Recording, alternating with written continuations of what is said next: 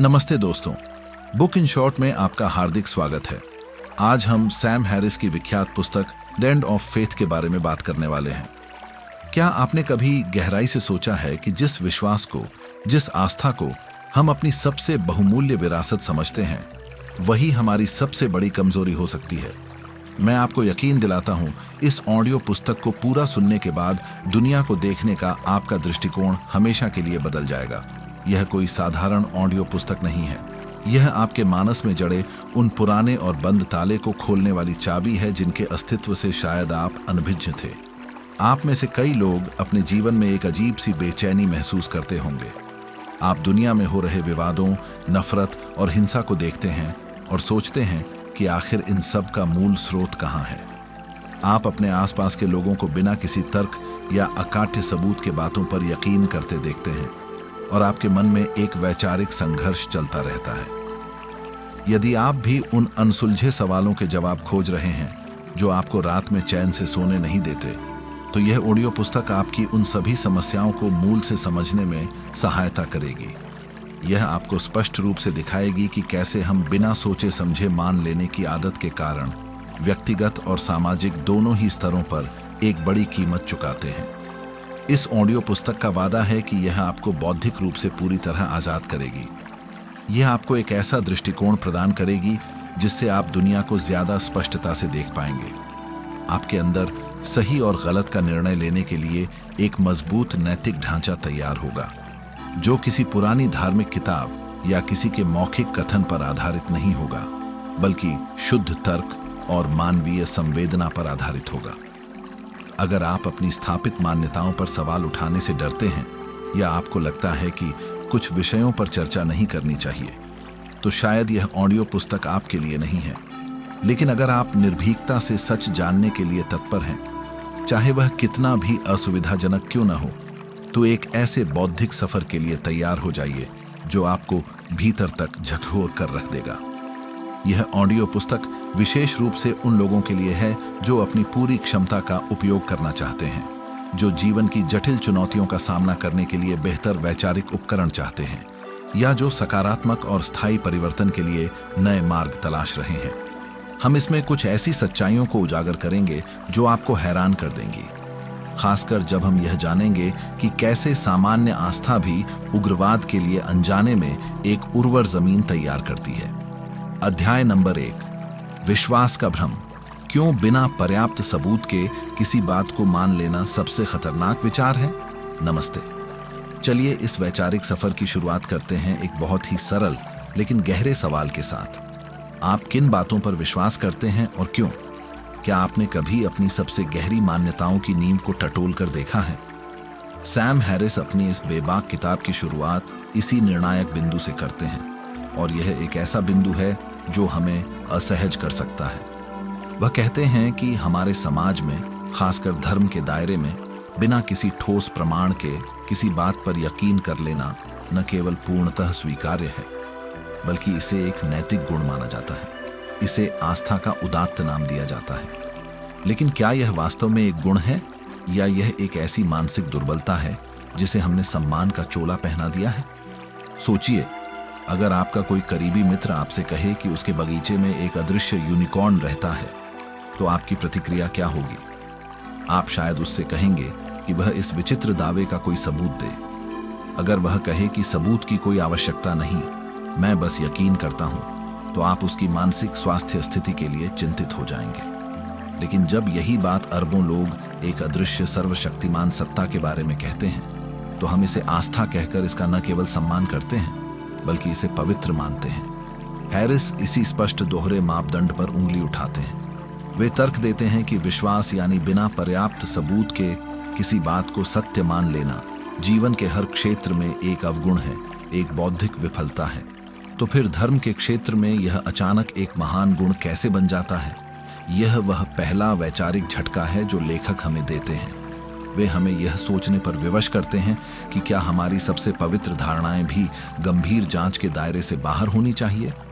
क्या आस्था एक ऐसा जादुई शब्द है जो किसी भी दावे को बिना किसी वैज्ञानिक जांच के सत्य सिद्ध कर देता है? इस अध्याय में हम इस गहन विचार की गहराई में उतरेंगे कि आस्था असल में है क्या। यह केवल एक हानि रहित व्यक्तिगत भावना नहीं है। आस्था एक ऐसा मानसिक ढांचा है जो हमें यह सिखाता है कि कुछ सवालों को पूछना ही गलत है, कुछ विचारों पर संदेह करना पाप के समान है।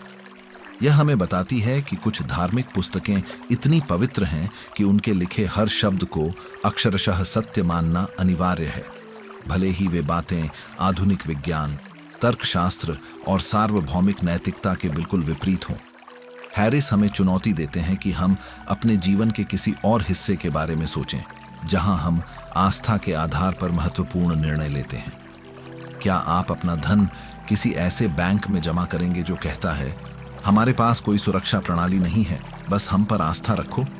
क्या आप किसी ऐसे शल्य चिकित्सक से ऑपरेशन करवाएंगे जो कहे मैंने कभी डॉक्टरी का औपचारिक अध्ययन नहीं किया, पर मुझे आस्था है कि मैं यह जटिल कार्य कर सकता हूं? नहीं, आप ऐसा कभी नहीं करेंगे।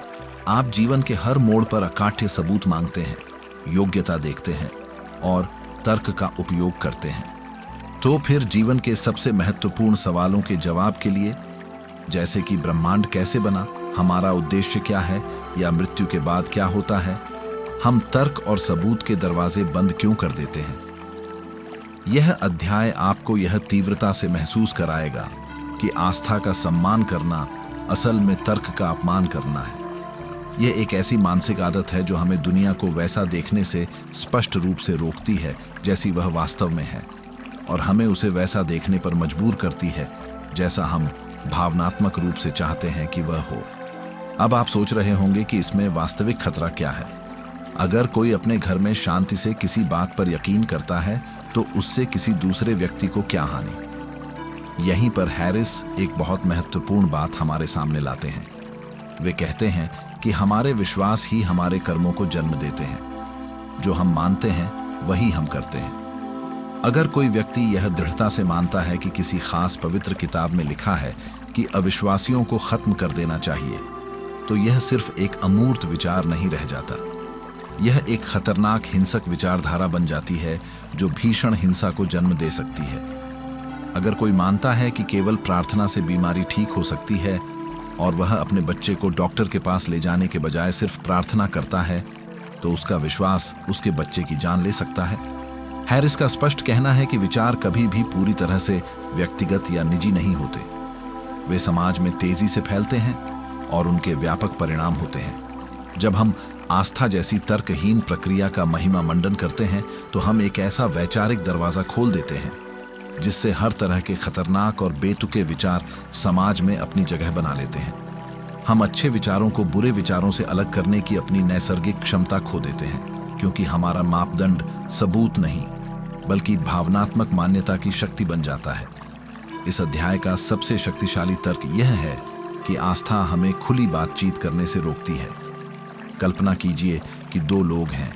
एक का मानना है कि ईश्वर ने उसे एक पवित्र भूमि का वादा किया है और दूसरे का मानना है कि उसी ईश्वर ने उसे ठीक उसी भूमि का वादा किया है। उनके पास अपने अपने दावों के समर्थन में अपनी अपनी पवित्र धार्मिक किताबें हैं। अब वे इस वैचारिक विवाद को कैसे सुलझाएंगे? तर्क और सबूत के आधार पर नहीं, क्योंकि उनके विश्वास की प्रकृति ही ऐसी है कि वे तर्क से पूरी तरह परे हैं। वे आपस में बातचीत नहीं कर सकते। वे केवल अपने अपने विश्वासों को हठपूर्वक दोहरा सकते हैं, और जब सार्थक बातचीत समाप्त हो जाती है तो हिंसा शुरू होती है। हैरिस कहते हैं कि आस्था हमें अलग अलग विश्वास के पिंजरों में बंद कर देती है, जहां से हम एक दूसरे तक नहीं पहुंच सकते। यह हमें एक साझा वास्तविकता, एक साझा तर्क की जमीन पर आने से स्पष्ट रूप से रोकती है, और एक ऐसी दुनिया में जहां हमारे पास परमाणु हथियार हैं, ऐसी वैचारिक स्थिति अत्यंत विनाशकारी हो सकती है।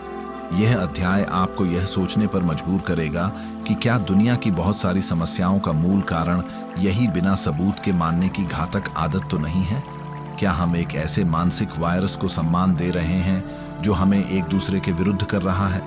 लेकिन क्या आस्था हमेशा से ही इतनी विनाशकारी थी, या इतिहास में कुछ ऐसी निर्णायक घटनाएं हुईं जिन्होंने आस्था को एक हथियार में बदल दिया? आखिर वह कौन सी घटनाएं थीं जिन्होंने इंसान को आस्था के नाम पर हैवान बना दिया? यही हम जानेंगे हमारे अगले अध्याय में। अध्याय नंबर 2, इतिहास के खूनी पन्ने। कैसे आस्था ने इंसान को इंसान का दुश्मन बनाया।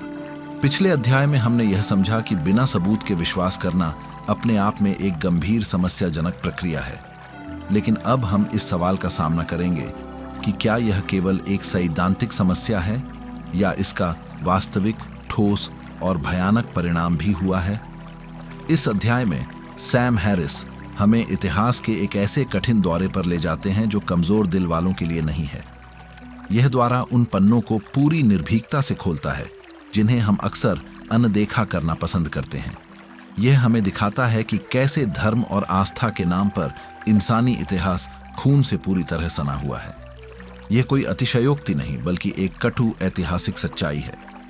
हैरिस का तर्क है कि धार्मिक हिंसा कोई विचलन या धर्म की महज गलत व्याख्या नहीं है, बल्कि कई धार्मिक ग्रंथों की सीधी और तार्किक परिणति है। जब आप लोगों को यह शिक्षा देते हैं कि एक धार्मिक पुस्तक ईश्वर का अचूक और अंतिम शब्द है और उस पुस्तक में यह लिखा है कि आपके विश्वास को न मानने वाले लोग दुष्ट हैं, पापी हैं और उन्हें कठोर सजा मिलनी चाहिए, तो आप हिंसा के लिए एक वैचारिक और मजबूत जमीन तैयार कर रहे होते हैं। यह ऐसा है जैसे आप सूखी घास के ढेर पर लगातार पेट्रोल डालते रहें और फिर उम्मीद करें कि कोई छोटी सी चिंगारी भी आग न लगाए। चलिए इतिहास में कुछ सदियां पीछे चलते हैं। ईसाई धर्म के क्रूसेड्स या धर्म युद्धों को याद कीजिए। ये केवल जमीन या संपत्ति के लिए संघर्ष नहीं थे, ये पवित्र युद्ध थे जिन्हें उस समय के पोप का पूरा आशीर्वाद प्राप्त था। हजारों की संख्या में सैनिक और आम लोग इस दृढ़ विश्वास के साथ दूसरे मुल्कों पर हमला करने निकल पड़े कि वे ईश्वर की परम इच्छा पूरी कर रहे हैं। उनका मानना था कि काफिरों को मारना एक पुण्य का कार्य है जिससे उन्हें निश्चित रूप से स्वर्ग मिलेगा। उन्होंने अनगिनत निर्दोष लोगों, महिलाओं और बच्चों का भीषण कत्लेआम किया और यह सब उन्होंने अपनी अटूट आस्था के नाम पर किया।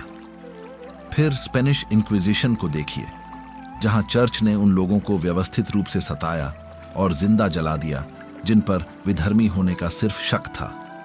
उनका अपराध क्या था? उनका अपराध यह था कि वे चर्च की स्थापित शिक्षाओं पर गंभीर सवाल उठाते थे या अलग तरह से सोचते थे।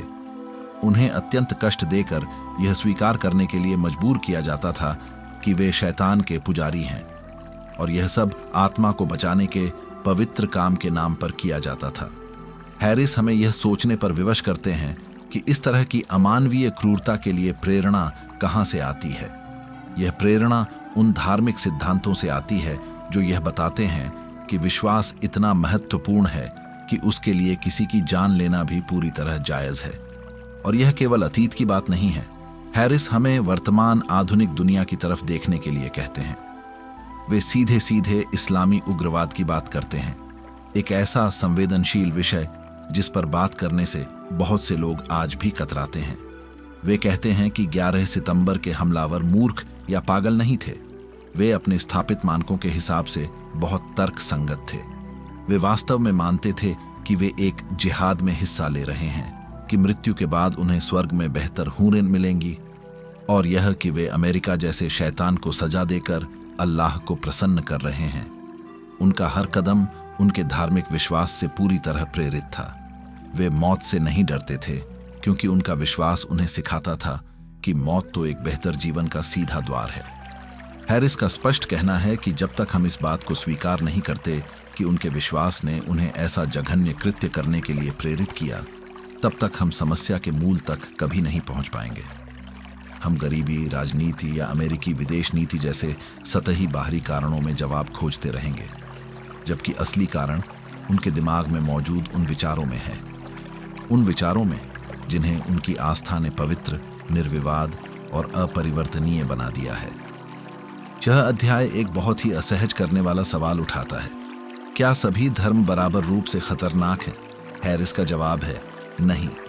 वे कहते हैं कि कुछ धार्मिक ग्रंथ और सिद्धांत दूसरों की तुलना में हिंसा और असहिष्णुता को अधिक स्पष्ट रूप से बढ़ावा देते हैं। जिस धर्म की पवित्र पुस्तक में अपने दुश्मनों से भी प्रेम करने का उच्च संदेश है और जिस धर्म की पवित्र पुस्तक में अविश्वासियों के विरुद्ध युद्ध करने का सीधा आह्वान है, उन दोनों को एक ही तराजू पर नहीं तोला जा सकता। यह कहने का मतलब यह नहीं है कि कोई धर्म अच्छा है और कोई बुरा, बल्कि यह कि कुछ विचारधाराएं आधुनिक, बहुसांस्कृतिक और वैश्विक दुनिया के साथ अधिक असंगत और खतरनाक हैं। वे इस बात पर जोर देते हैं कि हमें विचारों का मूल्यांकन उनके वास्तविक गुण दोष के आधार पर करना सीखना होगा, न कि इस आधार पर कि कितने लोग उन पर विश्वास करते हैं या वे कितने पुराने हैं। जब कोई विचार हिंसा, नफरत और विभाजन को जन्म देता है तो हमें उसे सिर्फ इसलिए सम्मान नहीं देना चाहिए क्योंकि वह धार्मिक है। लेकिन यहाँ एक और गहरा सवाल उठता है। बहुत से लोग कहेंगे कि यह तो केवल उग्रवादियों की बात है, सामान्य शांतिप्रिय धार्मिक लोग तो ऐसे नहीं होते। यहीं पर हैरिस एक और चौंकाने वाला तर्क देते हैं। वे कहते हैं कि सामान्य उदारवादी धार्मिक लोग अनजाने में ही उग्रवादियों के लिए एक ढाल का काम करते हैं। कैसे? क्योंकि वे इस विचार को समाज में जीवंत रखते हैं कि आस्था का हर हाल में सम्मान किया जाना चाहिए। वे यह माहौल बनाते हैं कि धर्म पर सवाल उठाना या उसकी आलोचना करना असभ्य या अनुचित है। इस सम्मान के वैचारिक माहौल में ही उग्रवादी विचारधाराएं भी पनपती हैं, क्योंकि वे भी तो आस्था का ही एक विकृत रूप हैं। जब आप कहते हैं कि ईसा मसीह पानी पर चलते थे या मूसा ने समुद्र को 2 भागों में विभाजित किया, तो आप तर्कहीनता के लिए एक दरवाजा खुला रखते हैं। फिर जब कोई और आकर कहता है कि उसे विश्वास है कि उसे काफिरों को मारना चाहिए, तो आपके पास उसे तर्क के आधार पर गलत साबित करने का कोई मजबूत आधार नहीं बचता, क्योंकि आपने खुद ही तर्क के नियम को निलंबित कर दिया है। तो क्या इसका मतलब यह है कि धर्म में कुछ भी अच्छा नहीं है? क्या नैतिकता, समुदाय की भावना और जीवन का अर्थ जैसी चीजें जो धर्म हमें देता है, वे सब एक धोखा है? इस जटिल प्रश्न का उत्तर हम अगले अध्याय में खोजने का प्रयास करेंगे। अध्याय नंबर 3, आस्था का मुखौटा। क्या नैतिकता और आत्मिक सुकून के लिए हमें वाकई भगवान की आवश्यकता है? अब तक हमने आस्था के खतरनाक पहलुओं और उसके खूनी इतिहास पर निर्भीकता से नजर डाली है। यह सब सुनकर आपके मन में एक स्वाभाविक सवाल उठ रहा होगा, लेकिन धर्म के अच्छे पहलुओं का क्या? क्या धर्म हमें नैतिक नहीं बनाता? क्या वह हमें मुश्किल समय में सच्चा सुकून और एक मजबूत समुदाय का हिस्सा होने का गहरा एहसास नहीं देता? यह एक बहुत ही जायज और महत्वपूर्ण सवाल है, और इस अध्याय में सैम हैरिस इसी आस्था के कथित सकारात्मक मुखौटे को उतारने का प्रयास करते हैं। वे इस आम धारणा को चुनौती देते हैं कि नैतिकता, प्रेम, करुणा और जीवन के अर्थ जैसी अच्छी और आवश्यक चीजों के लिए हमें अनिवार्य रूप से धर्म या ईश्वर की आवश्यकता है। हैरिस का तर्क यह नहीं है कि धर्म में कुछ भी अच्छा नहीं है, बल्कि यह है कि धर्म में जो कुछ भी वास्तव में अच्छा है वह धार्मिक नहीं है। यानी वे गुण और भावनाएं मानव स्वभाव का अटूट हिस्सा हैं और उन्हें बिना किसी अलौकिक विश्वास के भी पूरी तरह पाया और विकसित किया जा सकता है। चलिए इस विचार को और गहराई से समझते हैं। सबसे पहले बात करते हैं नैतिकता की। क्या हमें सही और गलत का पाठ सीखने के लिए वाकई एक हजारों साल पुरानी धार्मिक किताब की आवश्यकता है? क्या हमें किसी ईश्वर के भय की आवश्यकता है जो हमें नरक में भेजने की धमकी दे, तभी हम एक दूसरे के साथ अच्छा और न्यायपूर्ण व्यवहार करेंगे? हैरिस कहते हैं, बिल्कुल नहीं। वे हमें एक सरल विचार प्रयोग करने के लिए कहते हैं।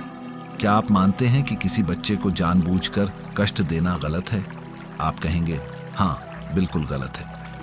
अब सवाल यह है कि यह गलत क्यों है? क्या यह इसलिए गलत है क्योंकि किसी पवित्र किताब में ऐसा स्पष्ट रूप से लिखा है, या यह इसलिए गलत है क्योंकि यह उस बच्चे के लिए भयानक वेदना और दुख का कारण बनता है? एक तर्कसंगत और संवेदनशील इंसान के लिए जवाब स्पष्ट है। यह इसलिए गलत है क्योंकि हम वेदना को समझते हैं, हम सहानुभूति महसूस कर सकते हैं, और हम यह भली भांति जानते हैं कि हम खुद ऐसी वेदना का अनुभव नहीं करना चाहेंगे। हमारी नैतिकता का आधार दूसरे प्राणियों के सुख दुख की गहरी समझ है, न कि किसी प्राचीन अप्रासंगिक आदेश का यांत्रिकता से पालन। हैरिस तर्क देते हैं कि धर्म ने सदियों से नैतिकता का अपहरण कर लिया है। उसने हमें यह दृढ़ विश्वास दिलाया है कि उसके बिना हम नैतिक रूप से पूरी तरह से खो जाएंगे, जबकि सच्चाई यह है कि हमारी नैतिकता की मजबूत बुनियाद हमारे साझा मानवीय अनुभव और विशुद्ध तर्क में है। वास्तव में धार्मिक नैतिकता कई बार पूरी तरह से अनैतिक भी हो सकती है। उदाहरण के लिए, जब कोई धर्म समलैंगिकता को पाप कहता है या महिलाओं को पुरुषों से कमतर मानता है, तो वह अनावश्यक वेदना और सामाजिक भेदभाव को बढ़ावा दे रहा होता है, जो कि किसी भी तर्क संगत नैतिक प्रणाली के विरुद्ध है। अब बात करते हैं आत्मिक सुकून और जीवन के अर्थ की। बहुत से लोग कहते हैं कि आस्था उन्हें जीवन के दुखों का सामना करने की आंतरिक शक्ति देती है। यह विश्वास कि कोई ऊपर वाला है जो सब देख रहा है, या मृत्यु के बाद हम अपने प्रियजनों से मिलेंगे, निश्चित रूप से बहुत आरामदायक हो सकता है। हैरिस इस बात से इनकार नहीं करते कि ये विश्वास आरामदायक हो सकते हैं, लेकिन वे पूछते हैं कि क्या हमें आरामदायक झूठों के सहारे जीना चाहिए या सच्ची, भले ही कठोर वास्तविकता का सामना करना चाहिए। क्या एक डॉक्टर को कैंसर के मरीज को यह कहना चाहिए कि सब ठीक है, तुम बिल्कुल स्वस्थ हो, सिर्फ इसलिए क्योंकि यह सुनकर मरीज को अच्छा लगेगा? नहीं, यह क्रूरता होगी। इसी तरह हैरिस का मानना है कि हमें ब्रह्मांड के बारे में झूठी और बचकानी कहानियों से चिपके रहने के बजाय वास्तविकता को उसकी पूरी भव्यता और जटिलता में स्वीकार करना सीखना चाहिए। जीवन का अर्थ किसी बाहरी स्रोत से स्वतः नहीं मिलता, उसे हमें खुद अपने कर्मों और रिश्तों से बनाना होता है। हमारे रिश्ते, हमारा रचनात्मक कार्य, कला, विज्ञान, प्रकृति की सुंदरता का अनुभव, दूसरों की निस्वार्थ सहायता करना, यह सब एक सार्थक जीवन के अक्षय स्रोत हो सकते हैं और इनके लिए किसी अलौकिक विश्वास की कोई आवश्यकता नहीं है। समुदाय की भावना का क्या? चर्च, मस्जिद या मंदिर लोगों को एक साथ लाते हैं, उन्हें अपनेपन का गहरा एहसास देते हैं, यह सच है। लेकिन क्या यह समुदाय बनाने का एकमात्र तरीका है? हम sports club, book club, charity संगठन, वैज्ञानिक समाज और अनगिनत अन्य धर्मनिरपेक्ष तरीकों से भी मजबूत और सार्थक समुदाय बना सकते हैं। धर्म का समुदाय अक्सर हम बनाम वे की विभाजनकारी भावना पर आधारित होता है। हम जो विश्वास करते हैं और वे जो नहीं करते, यह एक विभाजनकारी अपनेपन की भावना है। एक धर्मनिरपेक्ष समुदाय का आधार साझा रुचियां, साझा मानवीय मूल्य और साझा मानवता हो सकती है, जो कहीं अधिक समावेशी और स्वस्थ हैं। हैरिस हमें यह दिखाना चाहते हैं कि धर्म ने जिन मानवीय आवश्यकताओं, नैतिकता, अर्थ, सुकून, समुदाय को पूरा करने का दावा किया है, वे सभी धर्मनिरपेक्ष तरीकों से अधिक प्रभावी ढंग से पूरी की जा सकती हैं। हमें आस्था के झूठे और खोखले वादों की कोई आवश्यकता नहीं है। हमें अपनी तर्क बुद्धि, अपनी जन्मजात सहानुभूति और अपनी रचनात्मकता पर भरोसा करने की आवश्यकता है। जब हम यह समझ जाते हैं कि हम इन अच्छी चीजों के लिए धर्म पर निर्भर नहीं हैं, तो हम उसके खतरनाक और विभाजनकारी पहलुओं को अधिक स्पष्ट रूप से देख सकते हैं और उन्हें अस्वीकार करने के लिए स्वतंत्र हो जाते हैं। लेकिन यह सब तर्क और सबूत की बातें हैं। आस्था और विज्ञान के बीच तो हमेशा से एक भीषण तनाव रहा है। क्या ये दोनों पूरी तरह साथ साथ चल सकते हैं, या यह एक ऐसा महासंग्राम है जिसमें किसी एक को ही विजयी होना होगा? इसी मौलिक सवाल की पड़ताल हम अपने अगले अध्याय में करेंगे। अध्याय नंबर 4, तर्क और आस्था का महासंग्राम। जब विज्ञान सच खोजता है तो आस्था कहाँ छिपती है? अब तक हम आस्था के नैतिक और ऐतिहासिक पहलुओं पर गहनता से बात कर चुके हैं, लेकिन अब हम उस वैचारिक क्षेत्र में प्रवेश कर रहे हैं जहां आस्था और आधुनिक दुनिया के बीच सबसे सीधा और स्पष्ट टकराव होता है, और वह क्षेत्र है विज्ञान का। इस अध्याय में सैम हैरिस हमें दिखाते हैं कि कैसे आस्था और विज्ञान सच तक पहुंचने के दो बिल्कुल विपरीत और असंगत तरीके हैं। यह कोई छोटी मोटी असहमति नहीं है, बल्कि यह वास्तविकता की प्रकृति को समझने का एक मूलभूत और निर्णायक संघर्ष है। एक तरफ विज्ञान है जो अवलोकन, प्रयोग, अकाट्य सबूत और निरंतर आत्म सुधार की पारदर्शी प्रक्रिया पर आधारित है। दूसरी तरफ आस्था है जो रहस्य उद्घाटन, प्राचीन ग्रंथों और ऐसी मान्यताओं पर आधारित है जिन्हें बदला नहीं जा सकता। हैरिस कहते हैं कि इन दोनों के बीच कोई वास्तविक समझौता या बीच का रास्ता संभव नहीं है। विज्ञान की कार्य प्रणाली को समझिए। एक वैज्ञानिक एक परिकल्पना बनाता है, फिर वह उसे परखने के लिए सबूत और डेटा इकट्ठा करता है। अगर सबूत परिकल्पना का समर्थन करते हैं तो उसे अस्थायी रूप से स्वीकार कर लिया जाता है। अगर सबूत उसे गलत साबित करते हैं तो परिकल्पना को संशोधित किया जाता है या पूरी तरह से त्याग दिया जाता है। विज्ञान में कोई भी विचार या सिद्धांत पवित्र नहीं है। न्यूटन के सिद्धांतों को आइंस्टीन ने सुधारा, हर सिद्धांत को लगातार चुनौती दी जाती है और बेहतर सबूतों के आधार पर बदला जा सकता है। विज्ञान की सबसे बड़ी ताकत उसकी विनम्रता में है, यह स्वीकार करने में कि हम सब कुछ नहीं जानते और हम गलत हो सकते हैं। विज्ञान का लक्ष्य ब्रह्मांड के बारे में विश्वसनीय सार्वभौमिक ज्ञान प्राप्त करना है। ऐसा ज्ञान जो काम करता है, जो हमें टीके बनाने, अंतरिक्ष में यान भेजने और इंटरनेट जैसी अत्याधुनिक तकनीक विकसित करने की अनुमति देता है। अब आस्था की कार्यप्रणाली को देखिए। आस्था की शुरुआत एक पूर्व निर्धारित निष्कर्ष से होती है, एक ऐसा निष्कर्ष जो किसी पवित्र किताब में लिखा है या किसी पैगंबर द्वारा घोषित किया गया है। उदाहरण के लिए, ब्रह्मांड की रचना 6 दिनों में हुई, या एक खास व्यक्ति ईश्वर का पुत्र था। इन निष्कर्षों को अंतिम सत्य माना जाता है। इन्हें परखने या चुनौती देने की अनुमति नहीं है।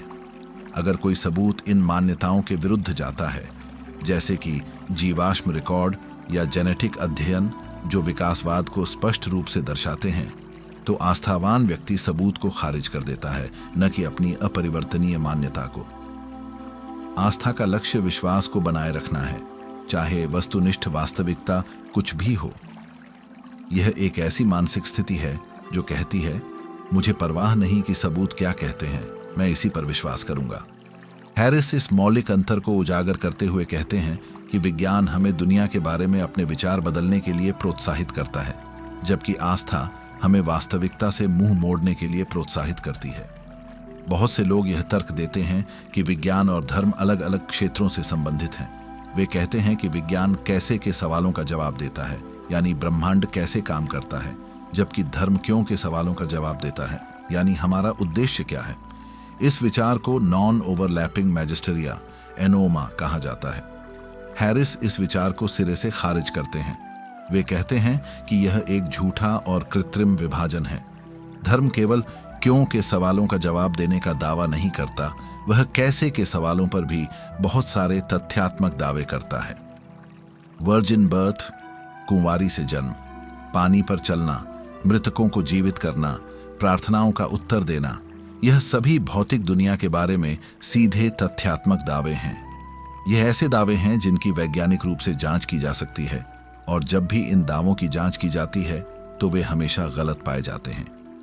हैरिस का कहना है कि धर्म लगातार विज्ञान के क्षेत्र में अतिक्रमण करता है, और जब विज्ञान उसे गलत साबित करता है तो वह तुरंत पीछे हटकर रूपक या आध्यात्मिक सत्य की आड़ में छिप जाता है।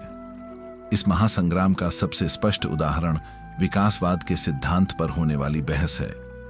विज्ञान के पास पहाड़ जितने ठोस सबूत हैं जो दिखाते हैं कि जीवन लाखों वर्षों में धीरे धीरे विकसित हुआ है। हमारे पास जीवाश्म हैं, डीएनए सबूत हैं, और हम अपनी आंखों के सामने बैक्टीरिया और वायरस को विकसित होते हुए देख सकते हैं। दूसरी ओर कुछ धार्मिक मान्यताएं कहती हैं कि इंसानों को उनके वर्तमान स्वरूप में सीधे ईश्वर द्वारा बनाया गया था। ये दो दावे एक साथ सच नहीं हो सकते। या तो हम विकसित हुए हैं या हमें सीधे बनाया गया है। जब आस्थावान लोग विकासवाद को अस्वीकार करते हैं तो वे केवल एक वैज्ञानिक तथ्य को अस्वीकार नहीं कर रहे होते हैं, वे तर्क और सबूत की पूरी प्रक्रिया को ही अस्वीकार कर रहे होते हैं। वे कह रहे होते हैं कि उनकी प्राचीन कहानी हमारे द्वारा खोजे गए हर सबूत से अधिक महत्वपूर्ण है। हैरिस के लिए यह बौद्धिक बेईमानी की पराकाष्ठा है।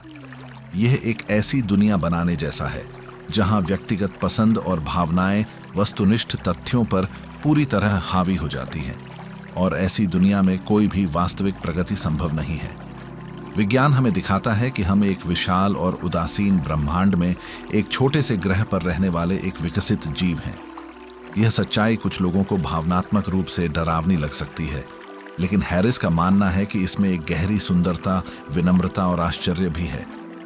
यह हमें झूठे आराम से मुक्त करती है और हमें एक दूसरे पर और अपनी तर्क बुद्धि पर भरोसा करने के लिए प्रेरित करती है।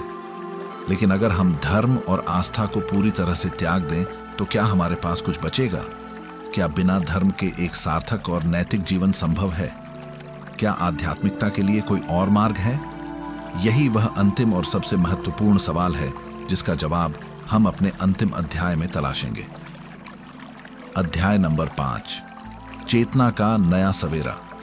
बिना धर्म के एक सार्थक और नैतिक जीवन कैसे जिए। पिछले अध्यायों में हमने आस्था की नींव को हिलाया है, उसके ऐतिहासिक विनाशकारी परिणामों को देखा है और विज्ञान के साथ उसके अपरिहार्य टकराव को समझा है। अब हम इस वैचारिक सफर के अंतिम और शायद सबसे महत्वपूर्ण पड़ाव पर हैं। अगर हम धर्म की सदियों पुरानी संरचना को गिरा देते हैं तो उसके अवशेषों पर हम क्या बनाएंगे? क्या इसके बाद केवल शून्यता और घोर निराशा ही बचती है? सैम हैरिस का जवाब एक जोरदार नहीं है। इस अंतिम अध्याय में वे हमें एक नए और आशावादी रास्ते की ओर ले जाते हैं, एक ऐसा रास्ता जो तर्क पर आधारित है लेकिन फिर भी गहरा, सार्थक और आध्यात्मिक हो सकता है। वे हमें दिखाते हैं कि धर्म के बिना एक बेहतर, अधिक न्यायपूर्ण दुनिया न केवल संभव है बल्कि यह आज की वैश्विक आवश्यकता भी है।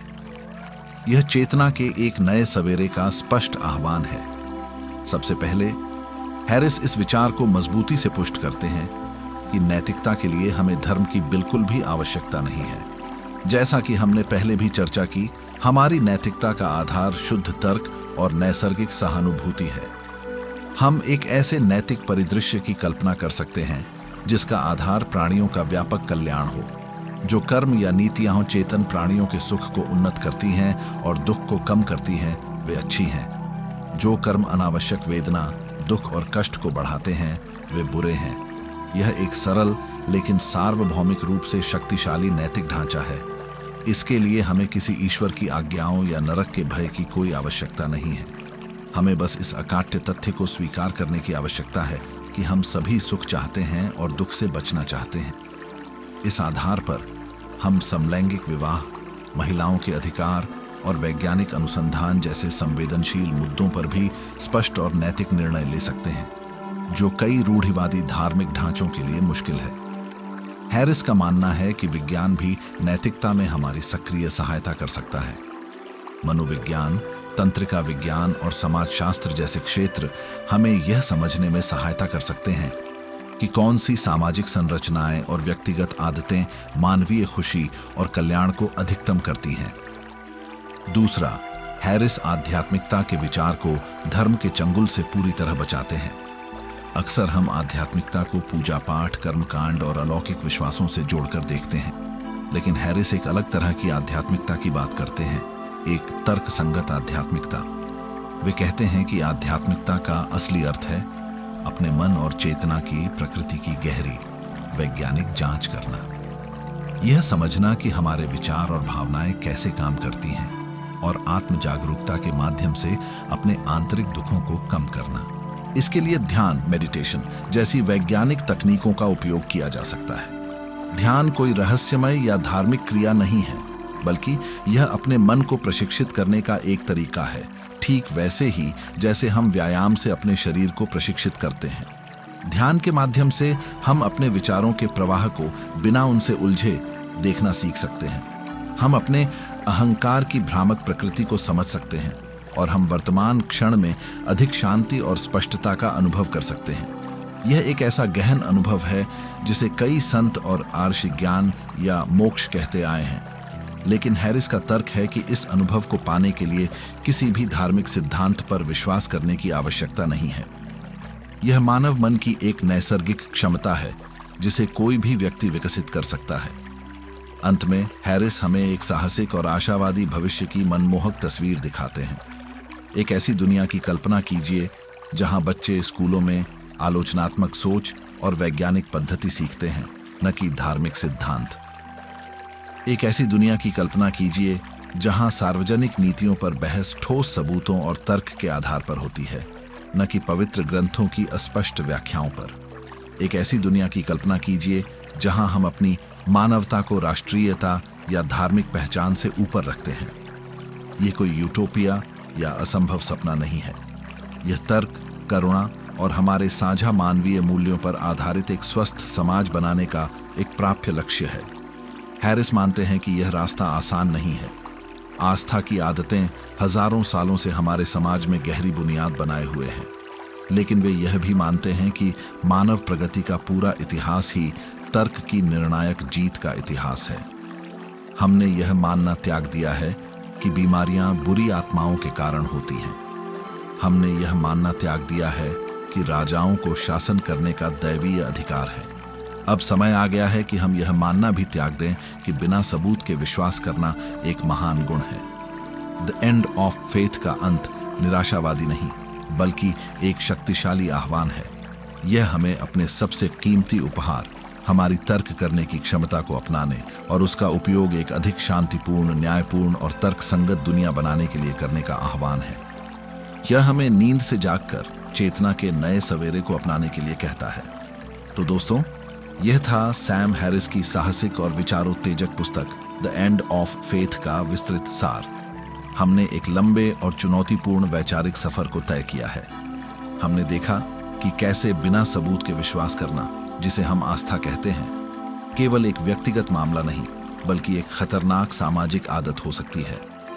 हमने इतिहास के उन स्याह पन्नों को पलटा जहां आस्था ने इंसान को इंसान का सबसे बड़ा दुश्मन बनाया।